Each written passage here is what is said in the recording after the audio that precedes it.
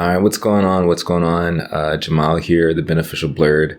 So before I do this video, because I'm doing a reaction to this video that was shared with me entitled Convicted Abusers Reflect on Their Violent Behavior. And this was done by The Atlantic. The video is about 5 years ago. But before I get into the video, I want to put out some disclaimers. First, trigger warning. Trigger warning. DV is a very real occurrence and something that should not be taken lightly. It exists in our community a lot more than we probably want to admit, but it's true. It happens everywhere. It happens in our community. It happens in the world en masse. And I'm not an expert on the topic. I'm not perfect myself. I'm learning that DV and abuse in general is a huge issue that we need to face as men. And since this is the Beneficial Blerd Channel, formerly called the Beneficial Black Man Channel, and a big purpose behind the content that I make and what I want to continue to focus on and learn and share about is just trying to become a beneficial man and just like a beneficial addition to society and to our community. And I think we have to talk about these things, even though they're difficult and they're hard, for the benefit of our community, of our partners, our loved ones, our children, each other and ourselves. I want to make it clear that there is no excuse for abuse at all. The sad reality that I'm learning, researching this topic and trying to heal myself, is that most men are abusers.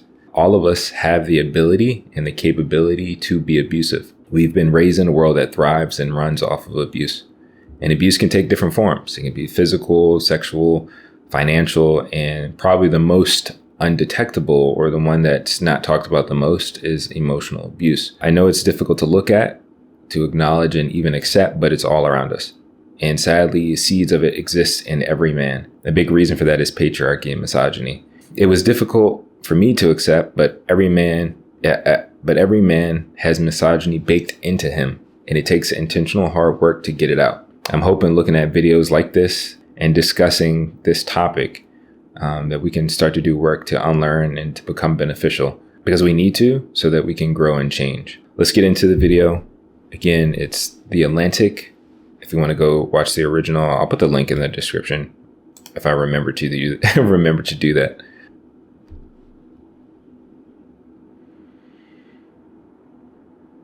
I'm going to say this before I even get into the video. The video is even not even that long. It's like 15 minutes long, but this subject is really heavy. Again, I think it's important that we try to work through these things and try to discuss them. There are lots of books about this, lots of resources, and a lot of other content creators and people who are social workers, professors, psychologists, therapists who talk on this subject. And I just think more of us need to talk about it, because it really is a really deep root to a lot of the problems that we face in our community and in our personal lives. All right, let me have them introduce you to you.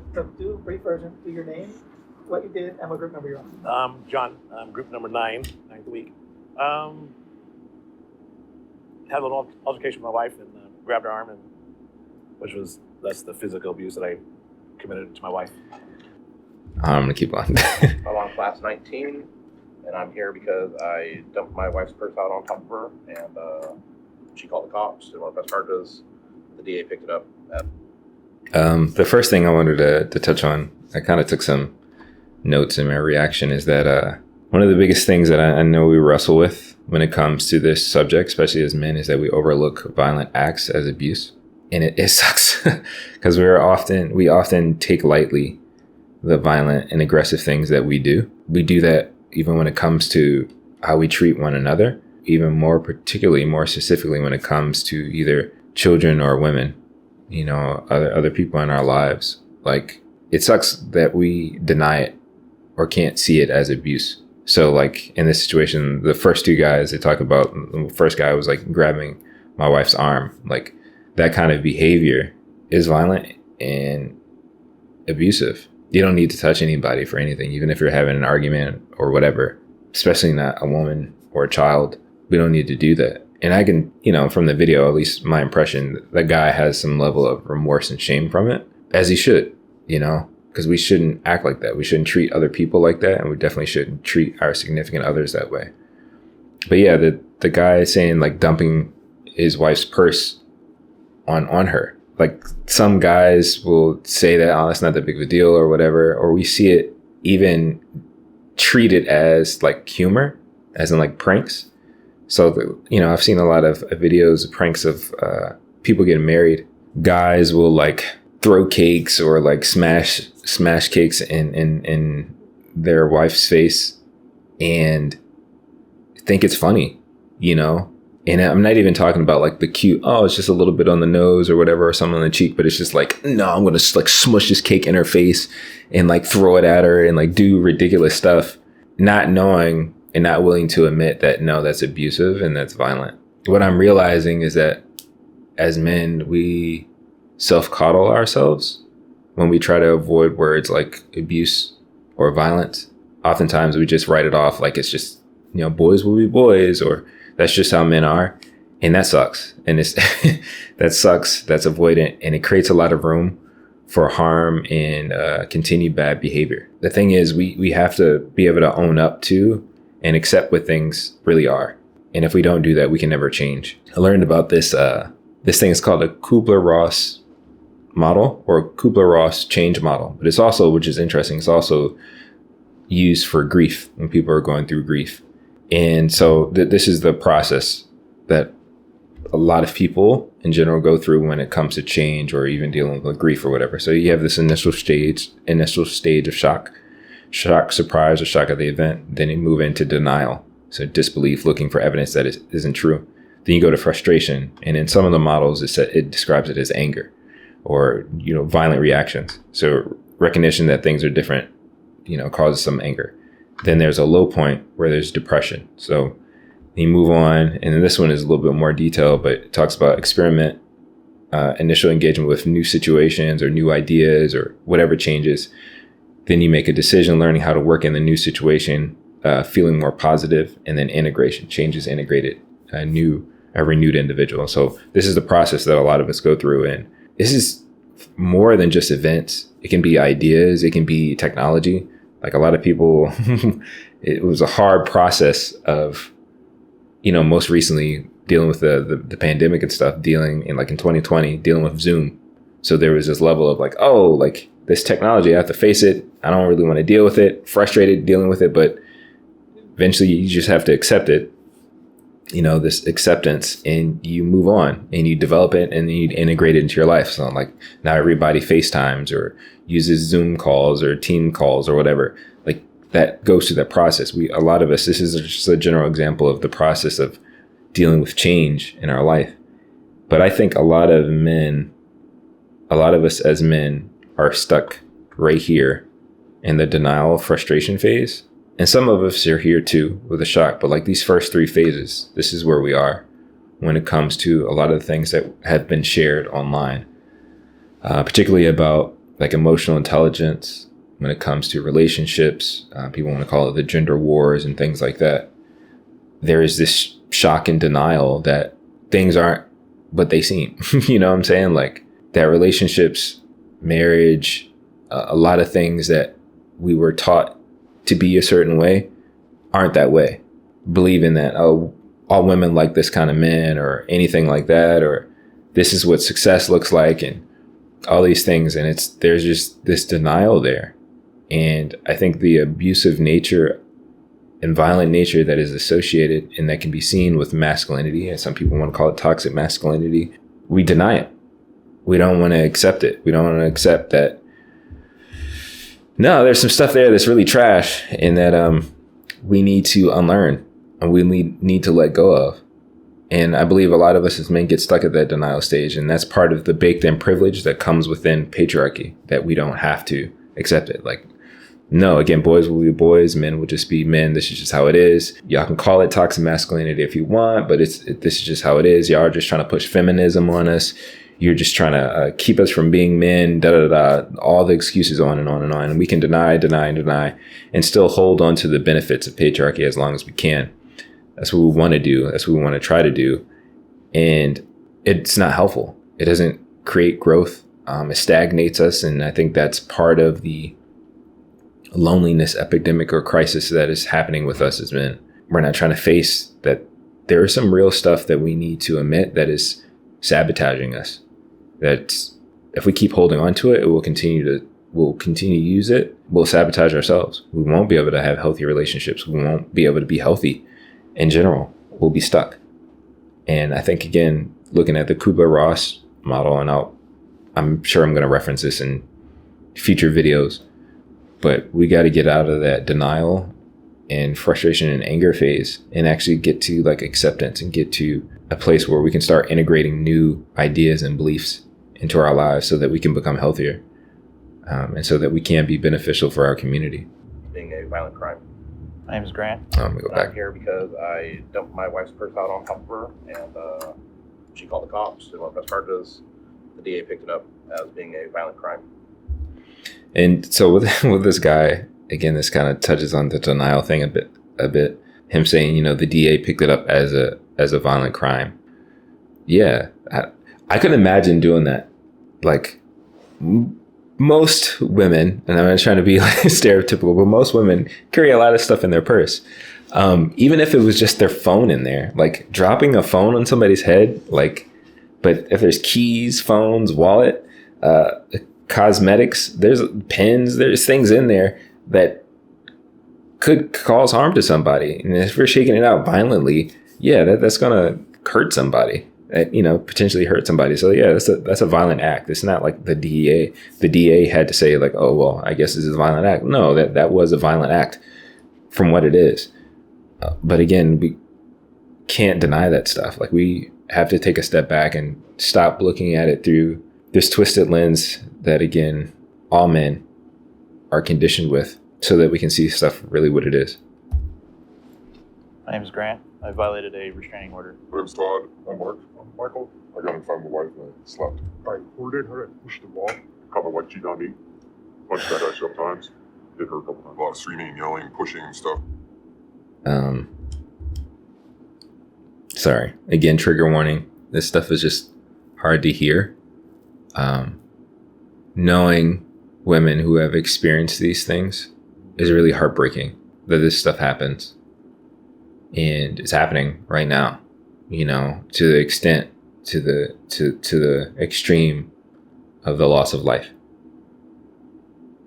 with DV and other forms of abuse. This stuff is really rampant in our community and really rampant in us as men.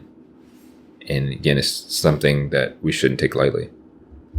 Mark, I'm Michael. I got in front of my wife and I slept. I recorded her. I pushed the wall. Caught my wife cheating on me. Punched that guy several times. Hit her a couple times. A lot of screaming and yelling, pushing and stuff. Police got called. I got arrested and now I'm here. And we got a lot of stuff to do tonight, so let me just kind of think. It says in California, men convicted of DV are required to complete a 52-week batterers and intervention program. The program aims to help men identify the beliefs and attitudes that support their violence and offers them the opportunity to change. So that's big, having these battery intervention programs. And I know, I'm sure that California isn't the only state that does that. But beliefs and attitudes are the root of the decisions that we make, whether it's in extreme, gross situations like DV or abuse. Our thoughts and our emotions influence the stuff that we do. So like our belief about the phone that we want to buy, if you believe Apple is a better product, then you won't get an Android, you won't get a Samsung, you won't get a Google. That's a belief, it's an attitude that you have towards it. If an Apple, phone makes you feel special or makes you feel like more creative or whatever, because of that belief and the attitude and whatever, it influences the decisions that you want to make to get a new phone.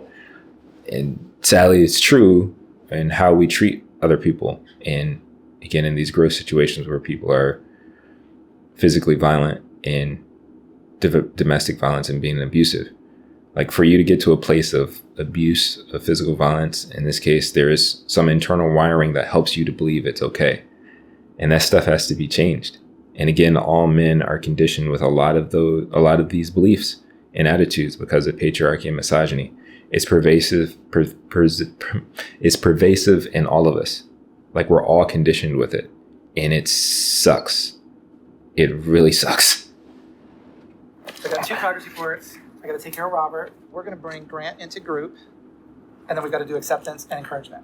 Okay, so let's bring Robert in. So Robert, introduce yourself to them and tell them what you did to get yourself here. My name's Robert. We had just had one of my youngest sons. We were both working a lot, me and my wife. And we started arguing, and I got mad, and I threw the remote, our TV remote, and it busted, and the battery flew out and hit her on the arm. Okay.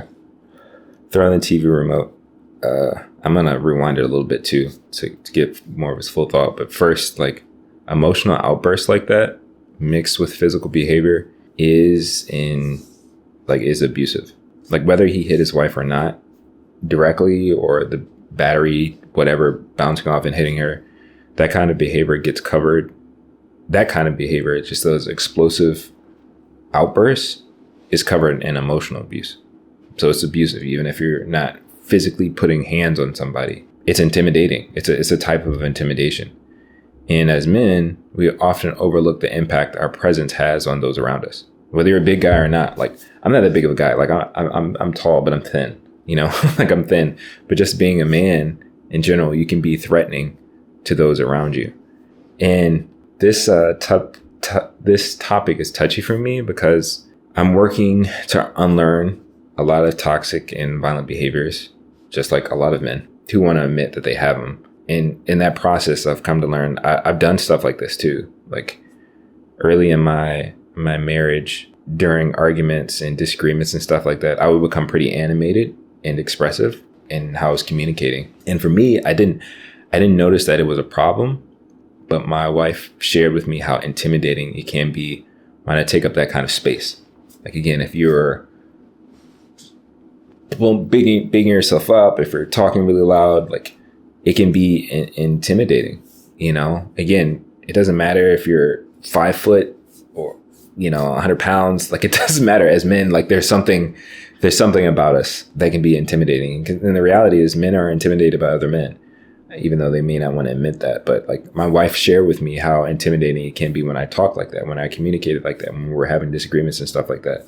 And it doesn't help even when you're raising your voice. Most men's voice resonates a lot louder and more powerful, in a more powerful manner than women, just generally speaking. And so that in itself is intimidating and can be abusive when you're using that or doing that on purpose, so it has, like, tendencies to it. And it's embarrassing, honestly. Looking back on times where I lost my cool and I didn't stay calm. And the thing is, like, even though in my mind I was just expressing myself, I had to accept and realize that the impact of what I was doing, the impact that I was making, didn't match the intention I thought I had. Often we want to excuse our intentions. Like, we want a pass because of our intentions. So it's like, yeah, I didn't intend to do that. Well, we have to take responsibility for the impact that we had, realizing it's not okay to act out like that.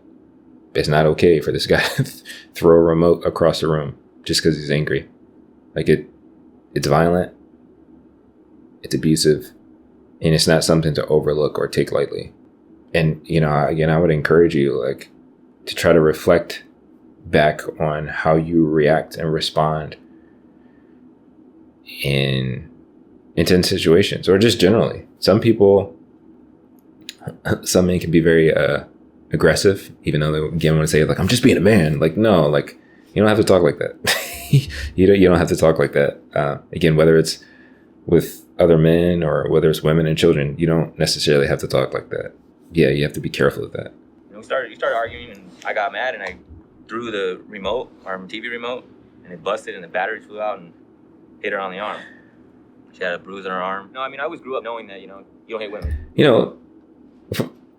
Just think about that. Sorry. Just think about that. Him throwing the remote so hard that the remote broke, then the battery ricocheted somehow to hit her and then caused her to be bruised. Like, that's a lot of energy. And that's trash. That's not good. Like, that's not good. That's trash. And I say that because I can say that about myself. Like, I haven't done that, but I've done stuff that is trash. I have to look back and be like, yeah, Jamal, you were trash. That was trash. That was not good. And it sucks, but it's trash. And in that situation, yeah, like that, that sucks. Mad, and I threw the remote, our TV remote, and it busted and the battery flew out and hit her on the arm. She had a bruise on her arm. No, I mean, I always grew up knowing that, you know, you don't hit women. You know, I always grew up that way, you know? And I'm not perfect, you know? Obviously, I'm here. I take... Even if you weren't here, you would be perfect. Yeah, and I take responsibility, but at the same time, I mean, this is not my first class. Okay, he's right. You know, he's not perfect. But when you start to... I realize I've done this before too. When we start to try to soften the blow of that and accepting that, like, no, yeah, it's just what I did was shitty. Like, it just sucked. It's not good. You don't need to try to explain it away. And I think we do that. We can do that to try to soften the blow and kind of like skirt around the weight of the acknowledgement and the acceptance of the reality of the situation. This has happened before? I've had multiple classes. This is actually my third class. I mean, I'm trying to, change. I mean, sometimes I don't think, I just react. Dang. So in his explanation, well, let me keep going. I got some notes, but I'm gonna keep going. But the third time, I am judging. I am judging because I know like that same judgment. I know it shows up in scripture. It's like, don't judge others in a way that you wouldn't want to be judged. And I get that, but no, we have to, as men in general, have to elevate ourselves to a different standard. So I'm judging him as I'm judging myself. And like, no, you shouldn't be here a third time. This sucks, yo. My first class. This has happened before? I've had multiple classes. This is actually my third class. I mean, I'm trying to, change. I mean, sometimes I don't think, I just react. And Can I ask you some hard questions? Yeah, you can ask me anything you want. What do you think about this being your third time in group? First thing that comes to my mind is ridiculous, because I should have learned from the first time. I didn't, apparently. And it's confusing for me too as well, because I'm just like, man, like why can't you get it? I can get other things, but I couldn't, I couldn't get that. I mean, I grew up in a hostile home. You know what I mean? I used to get hit, abused. That doesn't work. It doesn't work, because in reality, for me, all it did was piss me off more. All it did was put more fuel and more fire in my heart. And What kept the cycle going? it completely kept the cycle going. And as it kept going, I kept picking up bits and pieces of different things. And by the time I got to my relationship, I got this whole cluster of stuff that I'm thinking, well, how is that even here? And I got to deal with it. And the biggest pull that I can think of that would make you want to participate in all this is, aren't you tired of things going awful? Let that be your motivation. I want something better for myself and my partner. You got lots of work to do. Hanging, well, yeah, I got. Who else has But questions? I think I have made, a little step towards, doing better. I mean, if I just went through the game remote, I mean, honestly, like that's what. I mean, I don't, I don't get physical anymore.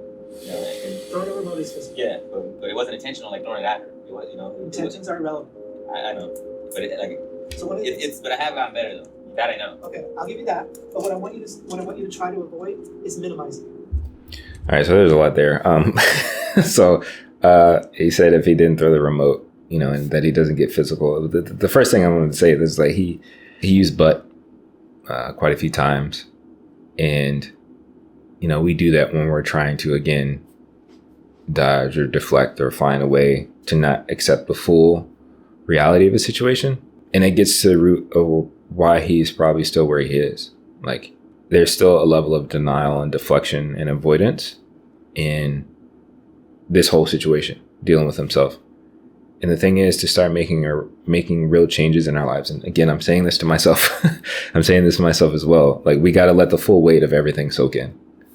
And it's hard. It's really hard to do, because no one wants to be a villain, a monster, or a bad guy.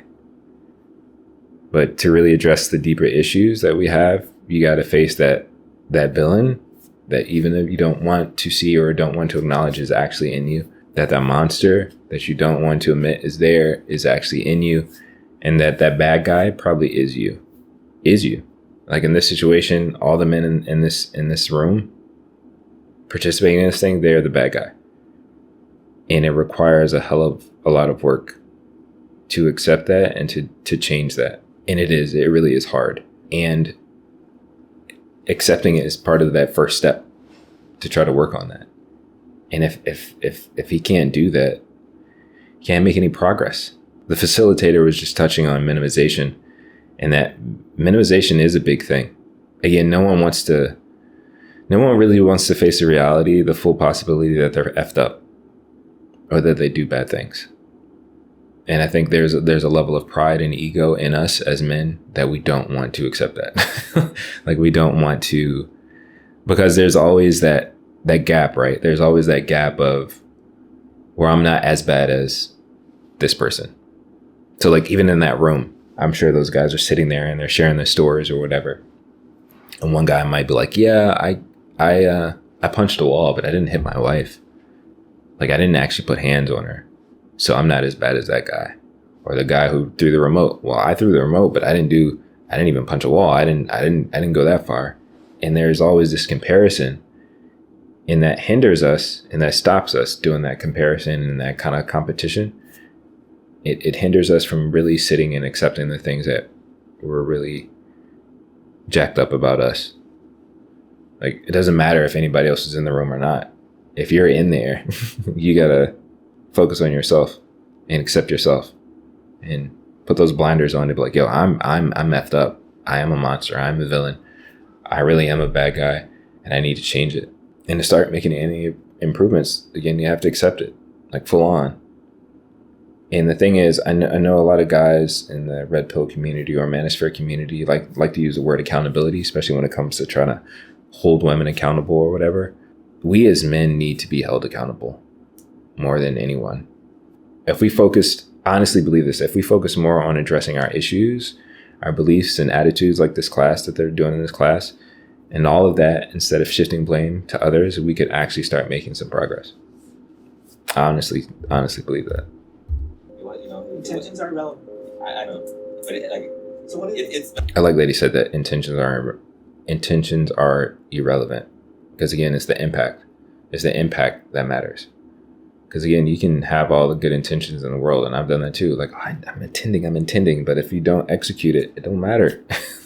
It don't matter. Like you got to keep working on that. Like really focusing on what's the outcome going to be. And again, it's hard, but it's doable because we do it in other circumstances. Whether if we're at work or something like that. Want to communicate something to our boss or maybe to somebody that we work with in a way that is not harmful or not disrespectful. But sadly, a lot of us as men, we struggle with making sure that same behavior is consistent when we go home or when we're relating to our romantic partners or relating to other people. And sometimes we don't see it because again, misogyny, patriarchy, these toxic traits in us are so embedded and baked inside of us that we don't see it, and it's no good. I have gotten better though. That I know. Okay, I'll give you that. But what I want you to try to avoid. I understand where he's coming from, but again, you're trying to hold on to the goodness in you. I get it. You're trying really hard. I'm trying really hard. Like, I gotten better though. Sure, but you're not there. Like, you know what I'm saying? Like, we still got to get to a pass. Like if we're doing in the grade system, like just because you're at an F and now you're at a D, you're still not passing. We gotta get there. And I think that's part of that self-coddling that I was talking about. We do it. I know I've done it. And it's not helpful. It's not helpful. Like the more we do that and do that to ourselves, it doesn't help us to grow. And it's baked in behaviors and mindsets and beliefs and attitudes that we have to challenge so that we can grow. Is minimizing it. If you make it smaller in your mind, well, I only threw the remote, and I didn't mean to do it. It makes the violence less important, and then you're less likely to use your tools to stop. If you realize what I did was wrong, even if it was verbal, even if I didn't mean to do it, it was wrong. I need to use my tools every day, all day. This can never happen again. You see the difference? Yeah. Big difference. All right, so we'll finish. Yeah, and so even with the minimization, it talks about, like, again, this abuse is a big thing, and can go from DV to, again, emotional, like how you treat somebody. And so like gaslighting, for example, gaslighting is something that's done that is abusive, can be emotionally abusive. And so, making somebody feel crazy to manipulate them and to control them and have a negative influence on them, even though you're not putting hands on anybody, even though you're not physically touching somebody or whatever, realizing that you're actually messing with somebody's head and somebody's heart, that sucks. Like, there is a lot of negative weight to that. But if you minimize it and don't see it as a problem, you can't fully address it. And so again, that's why I'm saying that we have to be honest with that, and we can't avoid it. And again, I think the good thing about seeing something like this is that you can see, if you're willing to reflect and look and pay attention to, there's just some ingrained behaviors that we do and trying to avoid and things like that. Particularly when you like got caught, because again, these guys are convicted batterers, convicted acts of DV. But then there are people who haven't been, right? Who are just continuing behavior, and it's grimy. It's not good. It's accepting. Okay, good. All right, let's get started. John, I want you to read for me 2 paragraphs, starting here. Acceptance. Acceptance is an important and powerful message for partners to send to each other. You demonstrate acceptance of your partner when you do the following things. Number 1, show faith in your partner's decisions. And then even though it doesn't say that, I'm going to add, even if you don't agree. Dave's adding that to number 4. If we don't agree, did you say? Even if you don't agree. What? I mean, just give me an example of that. Show faith in your partner's decisions, even if you don't agree. You went out and got a DUI. Good job. No, that's not. So, okay. I'm going to let this keep going. I'm not laughing with them. To make it clear, I'm not laughing with them. I think this guy's a dick. And I don't know, he might be a nice guy, but in this situation, he's been a total jerk. And it's not cool. The guy's going to explain more, the facilitator or whatever, but no, like that's not good. Like, obviously, like, you're going to use and pull out like the worst example of something. It's supposed to be a good faith. No, you're just being mean. You're just being a dick. Sorry. Okay, so if your partner decides to go away for a weekend with a friend that you think is a bad influence, Okay. do I want you to have a good time? I want her to have Of course I do. I don't want her to go with this friend. All she does is smoke pot. That's her. Yeah, exactly. That's what I'm saying. Like, Can you stop her? no, I can't. You have to support her decisions. No, I don't. Yes, you do. Okay, then go. You just don't come back here. You don't agree with me, right? So if I live by that rule, anything that I disagree with, I should. You're right, sweetheart. That's good. But You're doing great. Good job. you're just adding- walk on eggshells and Hold allow on. everything to be okay. Hold on. Like I said, he's a. I'm trying to choose the right words, but like it's. I guess condescending is the word I'm looking for. That he's clearly not taking it seriously and just kind of just dismissive. He's like, all right, whatever. Like, I don't know the word to describe that outside of being a jerk. Like, it's not good. It's not good because there's this mindset there that I'm just gonna get into my notes and I'll let the video play. But like, one of the biggest underlying beliefs that lead to like abusive behavior is control, like trying to be controlling, and that's one partner trying to control the other. And I think what the facilitator or moderator or whatever is trying to touch on this added thing, like don't agree with, is he's trying to touch on that. Like, you can't control the other person. And you need to let that go. You need to let go of trying to control somebody else. But this guy, like a lot of men, is struggling to recognize the controlling nature behind his beliefs and his approach to the situation. There is this desire for power and control that is influencing his beliefs, his attitudes, and his actions. And the thing is, you can't really love someone. You can't really love someone if you're just trying to control them all the time. And that touches on misogyny.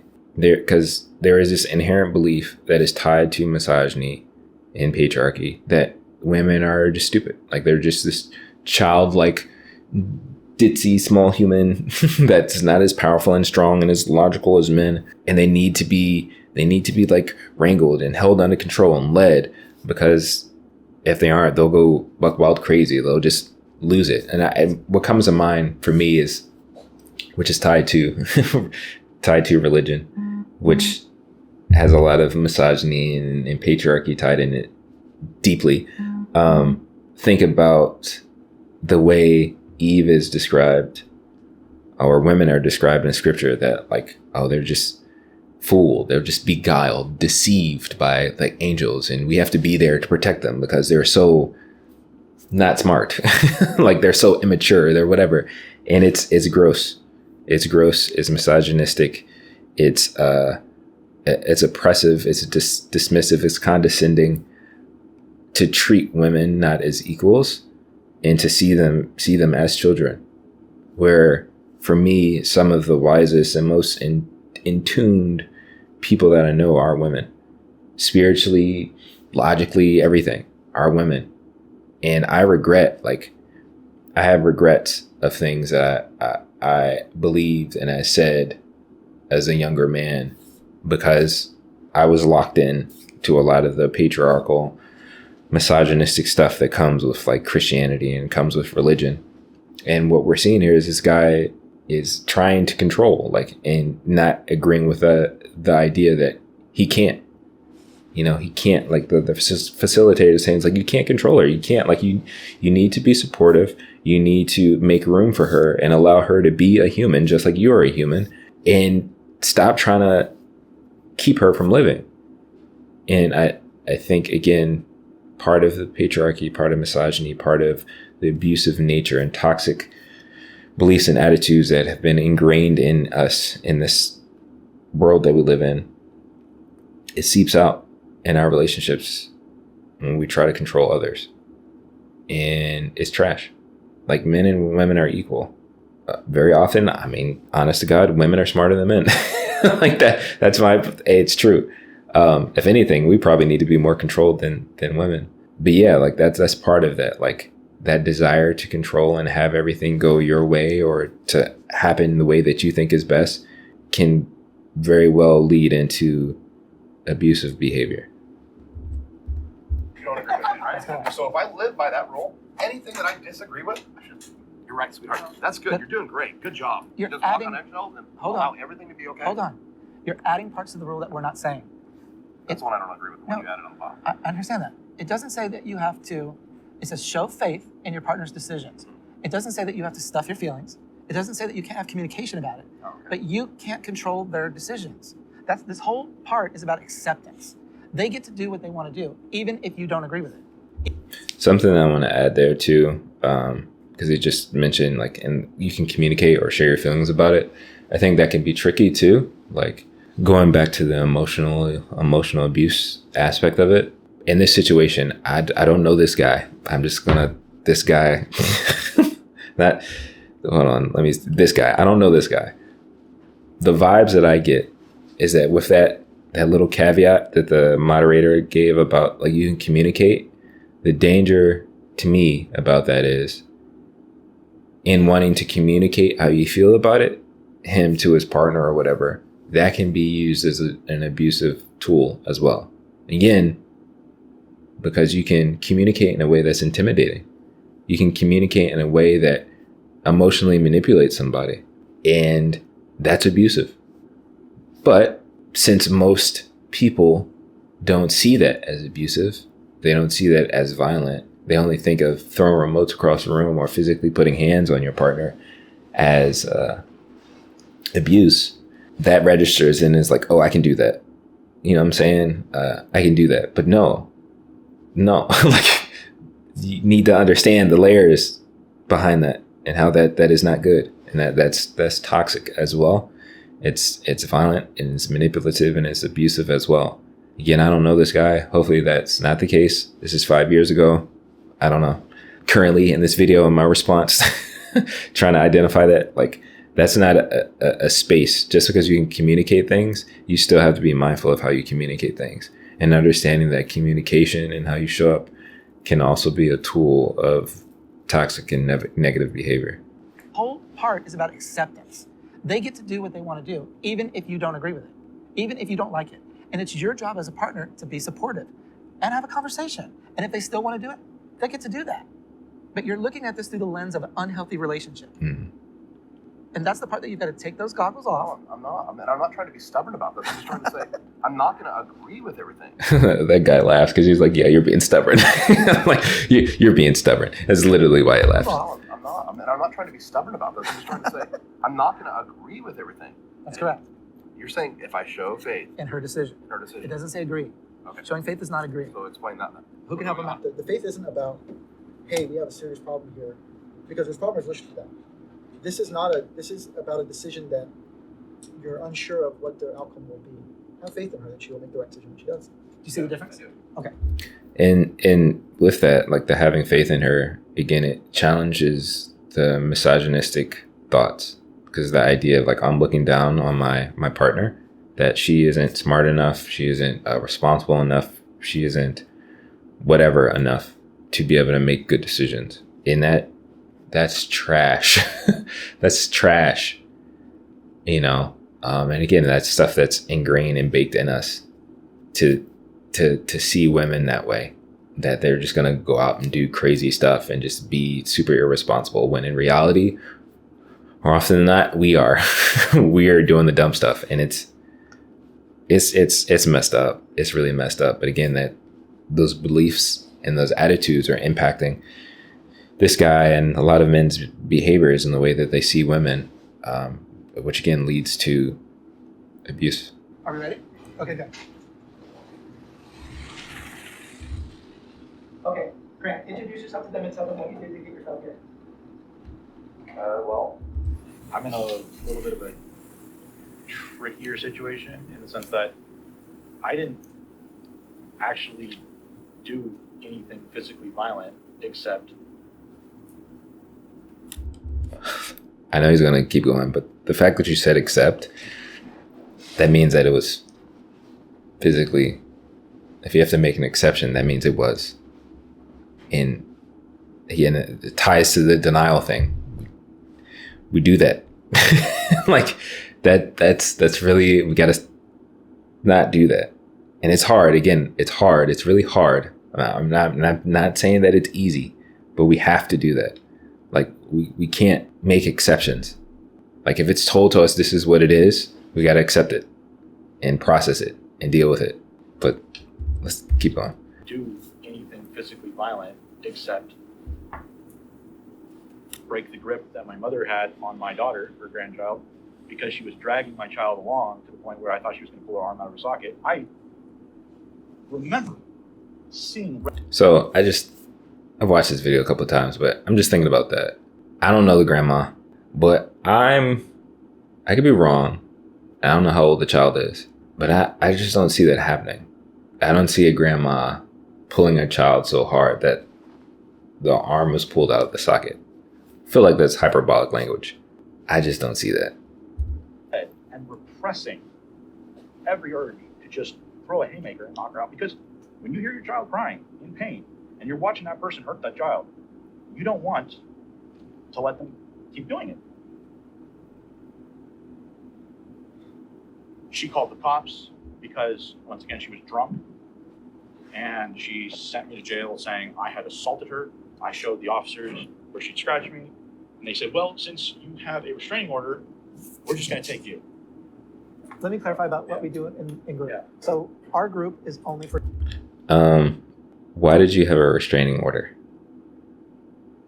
I think that plays a big part. And I think why does that play a big part? Because sometimes when we hear these stories, oftentimes when we hear stories, we don't realize that there's always other sides to it. And I think there's more information to the story that's not being divulged here, you know, and that's important, because if we're not honest, we will paint ourselves as the victors or the victims in situations. And victors in situations, I mean, like, or I guess victims, and often in this case, the guy is the victim. He's painting himself as the victim. Like, I shouldn't really be here because I was actually trying to do this, and the third. And it's really a big mistake. I don't understand. I really don't understand why I'm here. And you paint yourself as the victim. But there's a whole story that needs to be told there. And again, I think that it touches again onto the denial thing. And it's not good. It's not good.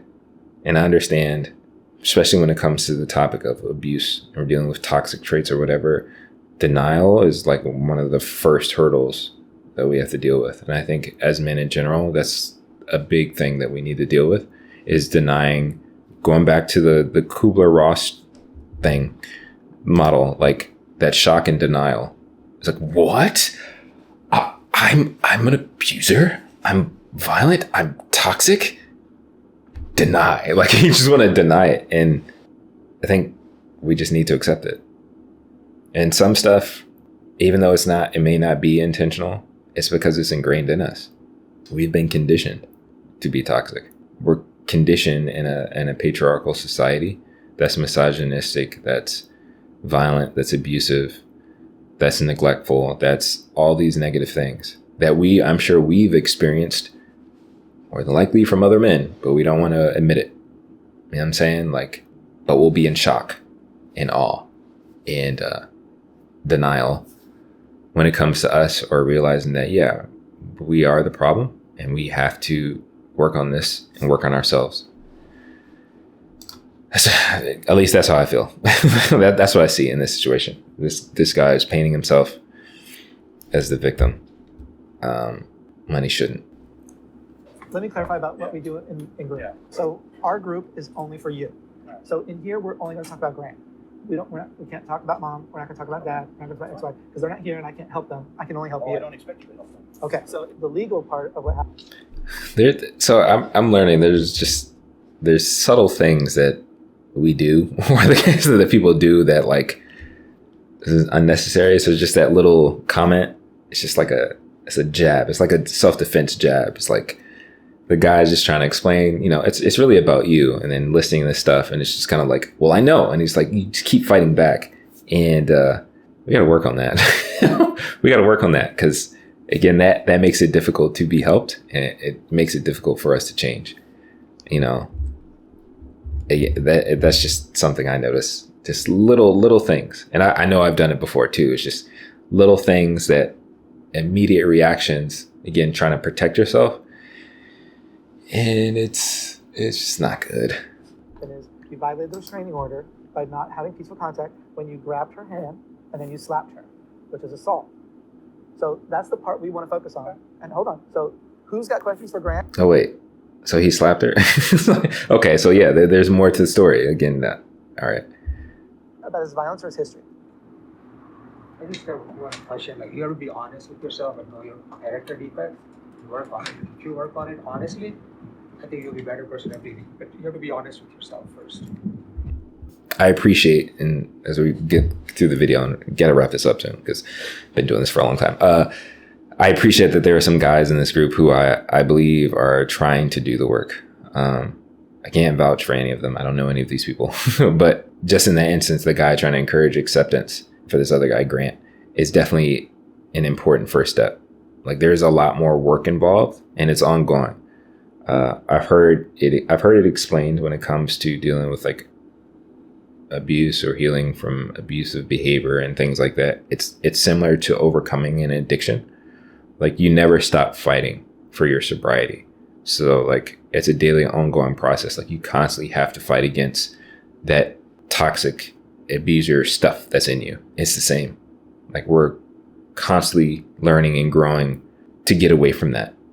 And the thing is, however old you are, 15, 30, 40, 50, if you've been a man in this patriarchal world, all of this toxic stuff has been embedded in you.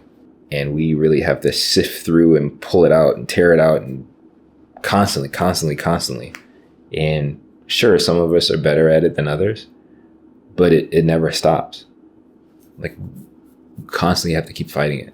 And so, yeah, I think it's good that there are people in this group trying to encourage you. Like, yo, you just gotta accept it so you can actually do the work and get better. You know what character defects are? Who knows what that is? Character defect. It's something about yourself that you need to change. So, for example, if I have a temper, that's one of my character defects. Yes.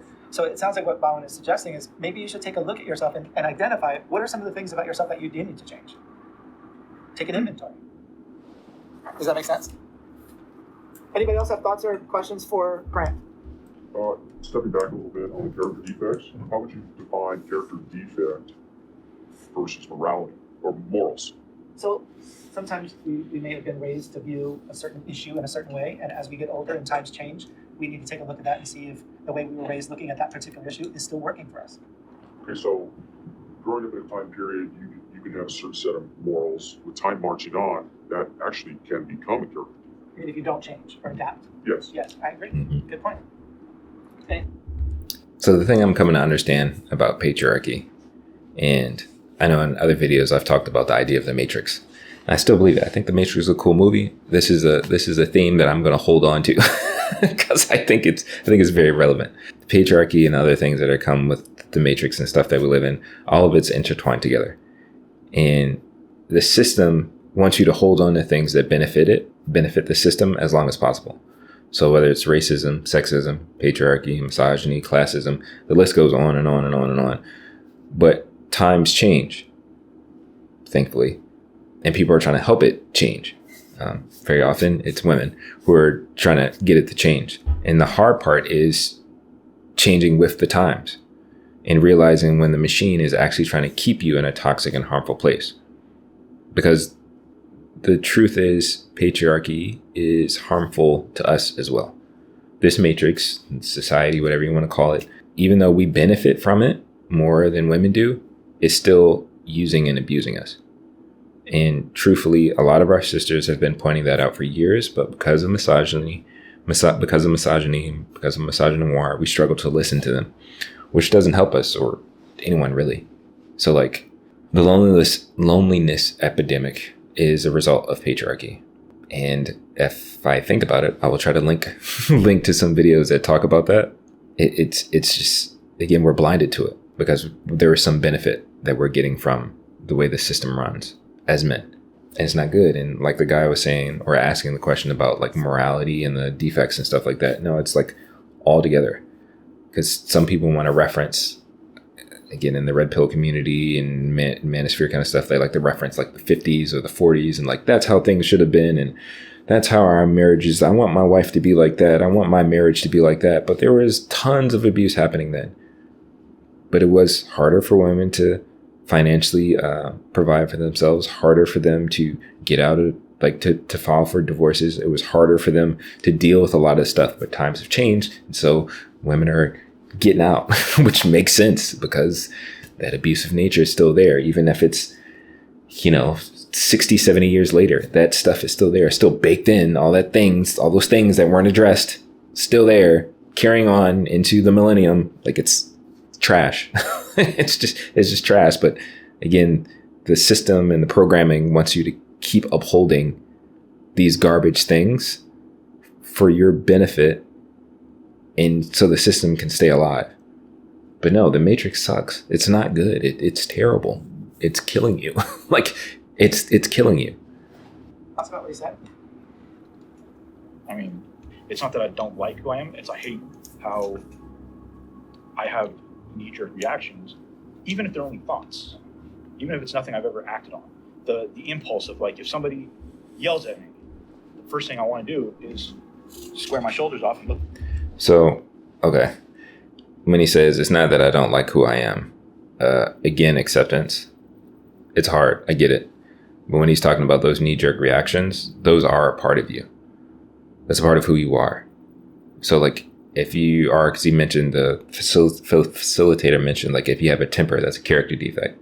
So yeah, if you have a bad temper, that's a part of you that you need to address. If you are lazy, that's a part of you that you need to address. If you are avoidant, that's a part of you that you need to address. Like if you're lustful, if you have wandering eyes, these are parts of you that you need to address. Like even though you may not, because he was trying to excuse himself or whatever, like I have these thoughts or whatever and I don't act on them, but no, that's still part of you. Like you need to deal with that stuff. Like that's you, and that's deep down inside of you if you have those reactions. And again, we all have it, like this stuff in us that we need to work through, and it's ugly, it's embarrassing, it's shameful. And the only way to really change it is to address it though, and to do the work to fight it and keep fighting that stuff off.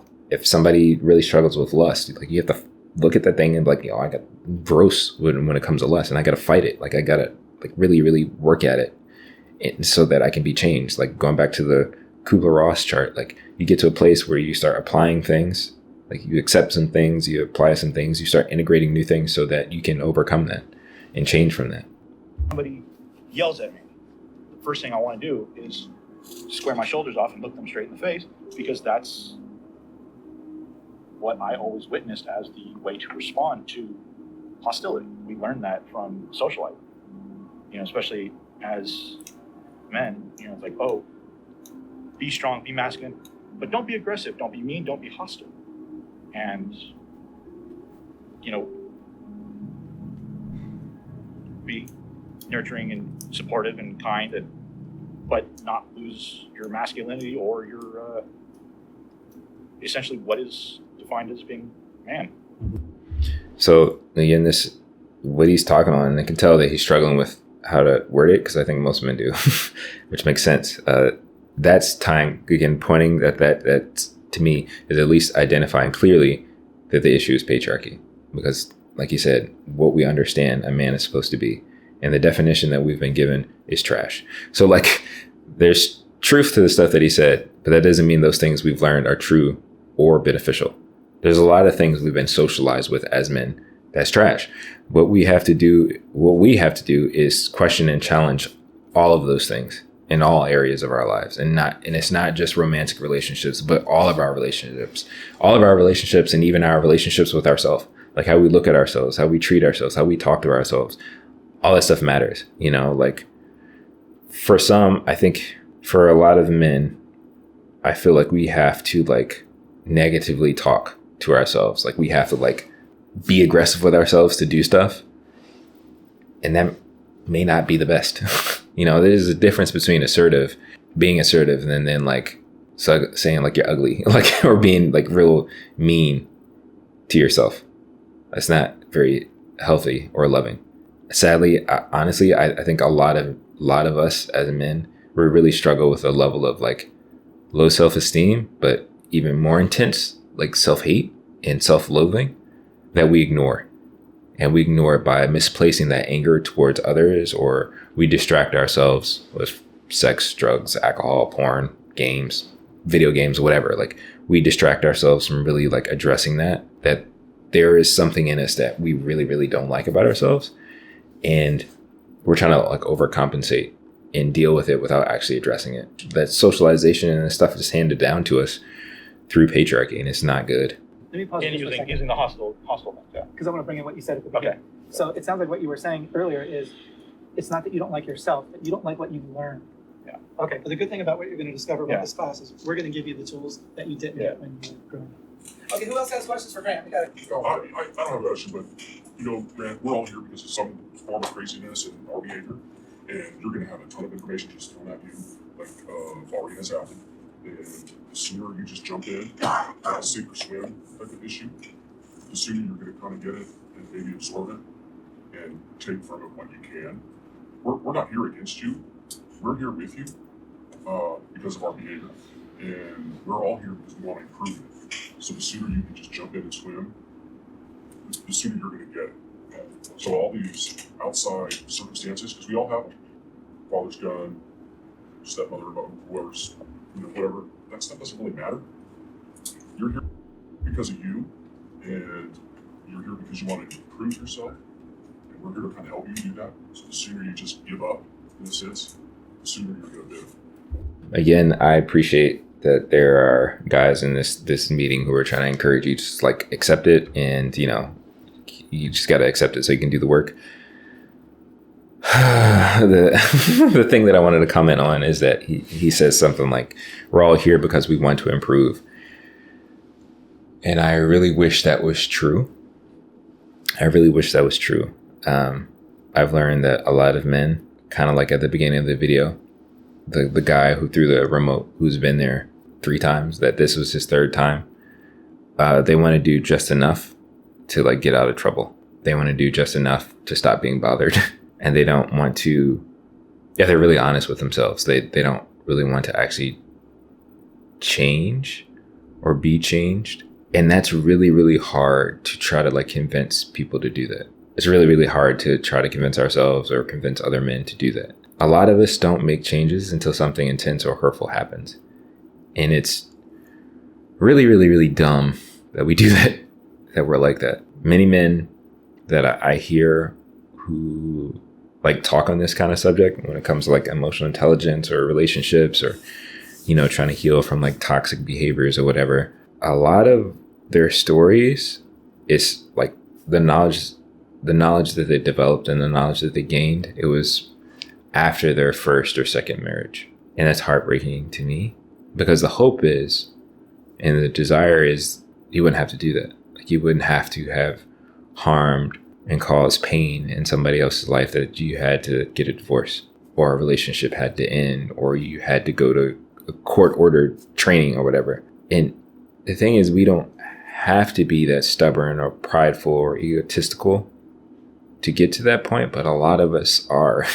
And I really am trying to figure out like why and how to like usurp that. And I understand that I think a big part of that does come from patriarchy. Like there's this entitlement that we wrestle with, but there's got to be like a way to like shortcut that process. It's like, oh, I'm going to be terrible up until my life is crap and everything is falling apart.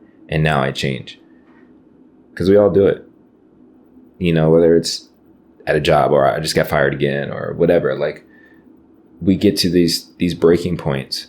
And instead of seeing the warning signs, like if we're driving a car or whatever, or you're driving in a car and the check engine light's on and stuff is starting to beep and you just stop and like, okay, I got to fix this.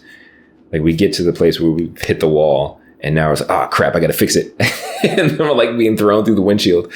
And it's a mystery to me. And again, I do think a big part of it is the patriarchy and ego and entitlement and just evil that exists in us. And it's not good, man. And I think a big part of trying to fix that and trying to help with that is that we got to keep talking about these kinds of things. So that we can stop hurting the people that we love or the people that are valuable in our community, the people that we just need to respect and honor. And it's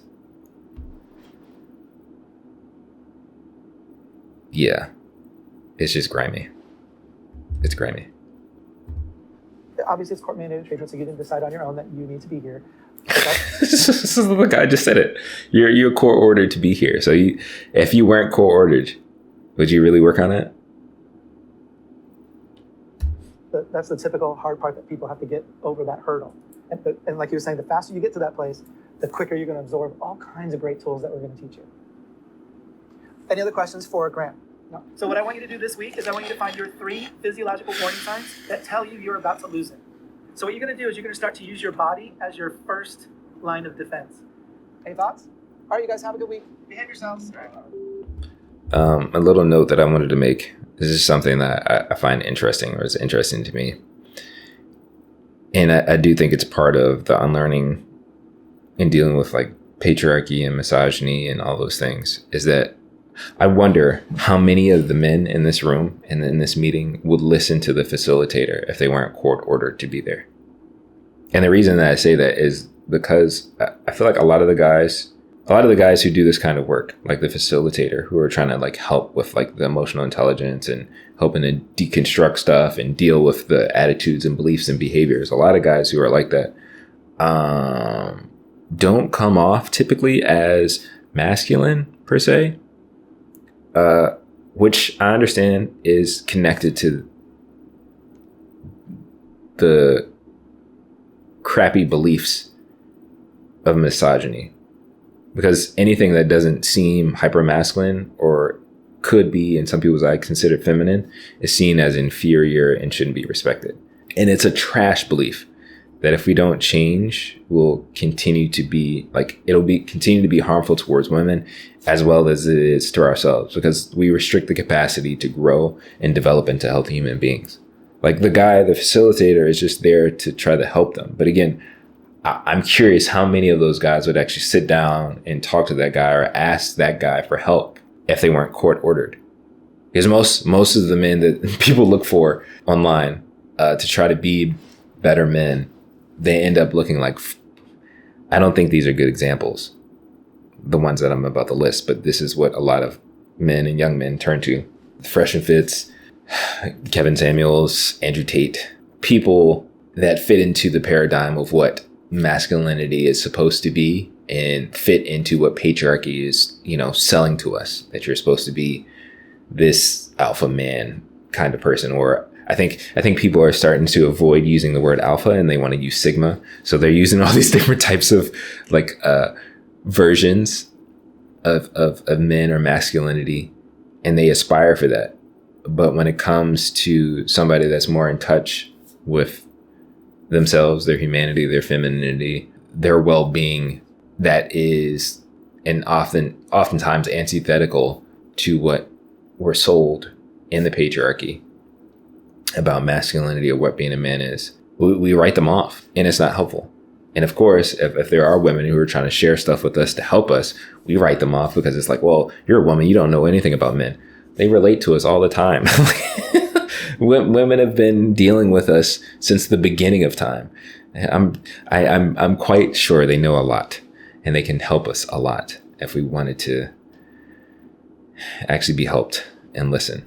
But yeah, I'm just curious. That's interesting to me. Like I'm really curious to know how many of those guys would actually sit down and listen and talk to a guy like that, or even look up a guy like that. If he had a YouTube channel and he was like, yeah, here are tips to help you be less toxic, and here are tips to help you be a better man or whatever, would you really look it up? Or are they just going to go to like Andrew Tate, like, I don't know. It says 1/3 of the men who complete a batterer's intervention program will go on to reoffend.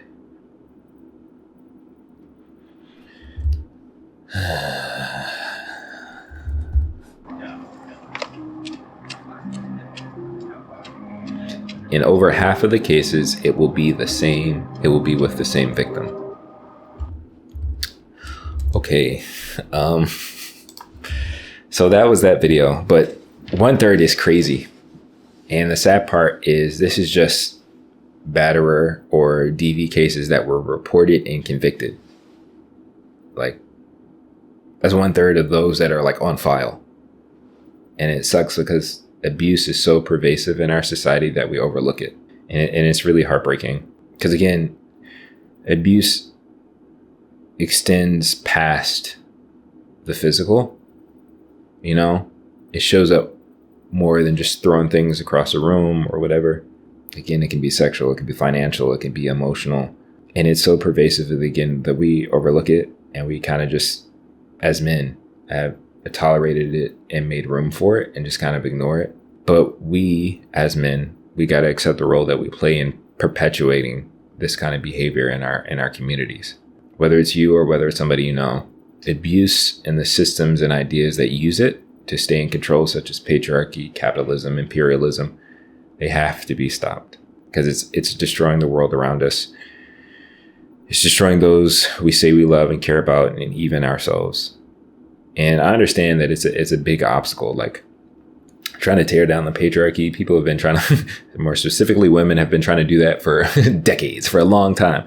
Same with capitalism, same with imperialism, same with all the matrix itself. But we got to start somewhere. We got to do something, even if that's talking about it and being honest with ourselves. It's hard, but if we don't, it's just going to keep going. And it's going to get worse. So we got to talk about it.